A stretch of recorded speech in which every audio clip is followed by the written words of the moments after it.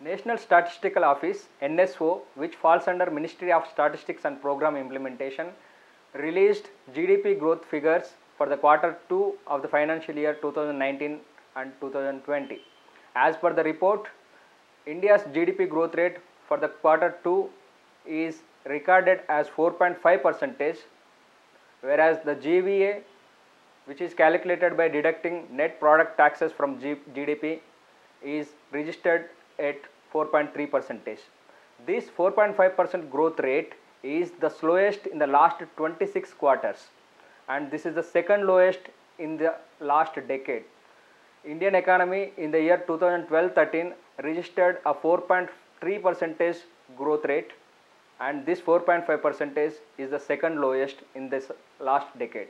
Economic slowdown during 2011-12, 2012-13 was due to policy paralysis and the after effects of global financial crisis GFC 2008-9. But the economic slowdown which the Indian economy is facing now is something more aggravated in its nature, or something more serious in nature, and literally every sector of Indian economy is showing the signs of stress. As per the report released by the Ministry of Statistics and Program Implementation 2 days ago, among all the 8 sectors which were used to calculate GVA, that is gross value added, only one sector has shown positive growth rate, whereas all other 7 sectors have shown negative growth rates when compared to the figures of last year Q2. The only silver lining was public administration, defense and other government services. All other sectors like agriculture, forestry, fishing, mining, quarrying, manufacturing, real estate, hotels, trade services, all these sectors have shown negative growth when compared to Q2 figures of the last year. There was another report by Ministry of Commerce and Industry, and the report was about 8 core sectors of the industry. The 8 sectors include coal, refinery products, cement, steel, electricity, etc.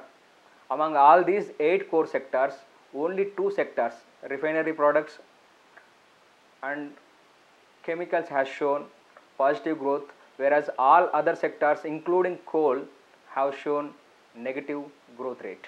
One more alarming statistic about the report released 2 days ago was that the government's fiscal deficit target has already been breached.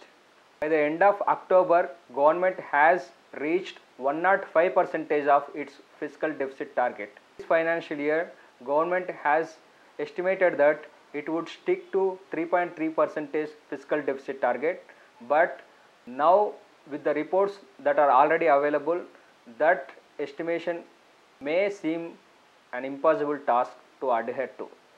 Likewise, revenue deficit target has already reached 115% of the estimated revenue target of the budget this year.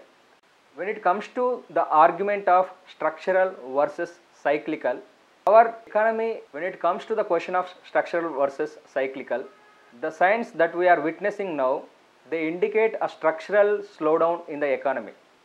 When an economy faces a moderation, a slight moderation, then we call it as economic slowdown, and if that economic slowdown persists for 2 consecutive quarters, then we call it as a recession, and if that recession persists for a long duration, then we call it as economic depression. Indian economy is witnessing a decline in GDP growth rate for the last 6 quarters. In the year 2017-18, Q4 recorded a GDP growth rate of 8.1%, and which started falling from then and now ended up at 4.5%. That means the last 6 quarters India has witnessed a secular decline in GDP growth. Government is not ready to accept this as a recession, and on the floor of Parliament, yet our government is in denial mode, and Union Minister for Finance Mrs. Nirmala Sitharaman has said on the floor of Parliament that Indian economy is not facing any recession and there won't be any recession soon in future. If you consider aggregate demand, we all know a basic formula. Aggregate demand is equal to C plus G plus I plus X minus M. C indicates consumption demand, G indicates government expenditure, I indicates investment, and X minus M indicates net imports. When it comes to consumption demand, agriculture sector is in deep distress in India. Resultantly, there is a decline or there is a stress in rural consumption demand. India is basically a consumption driven economy. About 60% of our GDP is contributed by consumption, but due to distress in agriculture, rural consumption demand is witnessing a decline, a significant decline. Due to distress in agriculture, rural demand is witnessing a significant decline.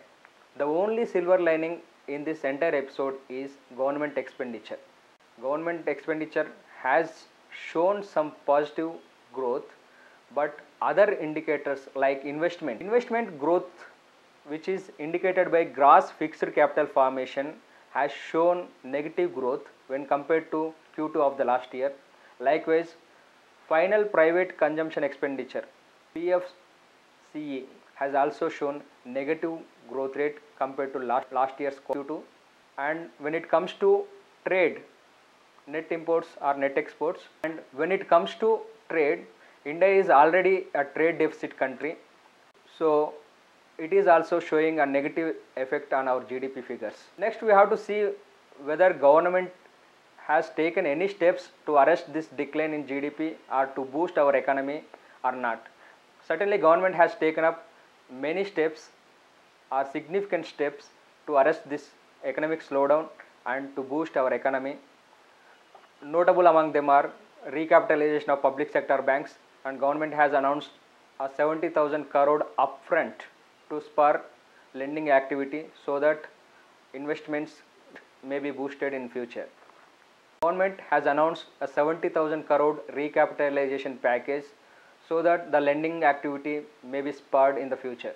Likewise, government has also announced a 25,000 crore debt fund for real estate sector so that the dependent sectors like electricity, steel, cement may also witness some growth in near future. Government has also promised a rate cut for corporates from the existing 30% to 22%, so that the corporates may end up with some more funds in their kitty to invest and to expand their business. Many other steps related to taxation, NBFCs, startups are also considered by the government to boost our economy, but they are not sufficient, or at least they are not yet showing the intended results. A day ago, National Economic Conclave was held in India, and economists from all sectors have advised the government 7 ways to boost economy or to arrest economic slowdown. Include 1. By bringing back the wealth tax, which was abolished by the NDA government in the year 2015. Wealth tax was a direct tax that was abolished by the NDA government, and the economists suggest that government should bring back that wealth tax and should cut the taxes and should cut the other direct taxes so that more money be put in the hands of individuals, which in turn will spur the demand. And the other suggestion they have given is decentralization. There is an allegation that decentralization is happening in India at present. PMO is acting as a red tape, centralized in nature. Bureaucratic apathy, bureaucratic inertia is affecting every sector, be it defense, be it economy, and be it any other sector. They also suggest reforms in the present GDP structure. With the introduction of GST regime, the devolution formula has undergone a significant change, and the GDP regime can be improved for better compliance, convenience, and easiness.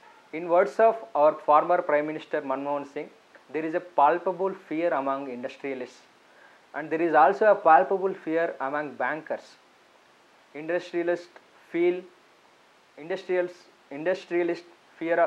harassment by central agencies. Bankers are reluctant to lend with a fear of retribution. When citizens are looked with some sort of suspicion by the government, and he suggested that the fear in the economy should be replaced with confidence, so that government should take steps to instill confidence among all the investors and other citizens. And the next suggestion they have given is intensive job creation activities. As we have said before, there is distress in rural areas. The rural demand is abysmally low now. To improve rural demand, government should spend more on social sector activities like education, health, which will have further multiplier effects and they improve demand in future. And government should also incentivize employment creating industries. Likewise, government should also spend more on employment generating activities like Manrega, MSMEs. Next suggestion they have given is to pump capital into unorganized sector. Unorganized sector has a significant stake in Indian economy. According to one economist, if we consider unorganized sector too, Indian economy may register a negative growth. The present 4.5% growth rate is also not possible if we consider growth rate in unorganized sector. Earlier, the GDP figures or the GDP data used to be released by Central Statistical Office CSO, but in the month of May, central government approved the merger of NSSO, National Sample Survey Organization, and CSO into a new entity, National Statistical Office, and from then onwards National Statistical Office NSO has been releasing the GDP related data. So likewise, the NSO has released Q2 data 2 days ago.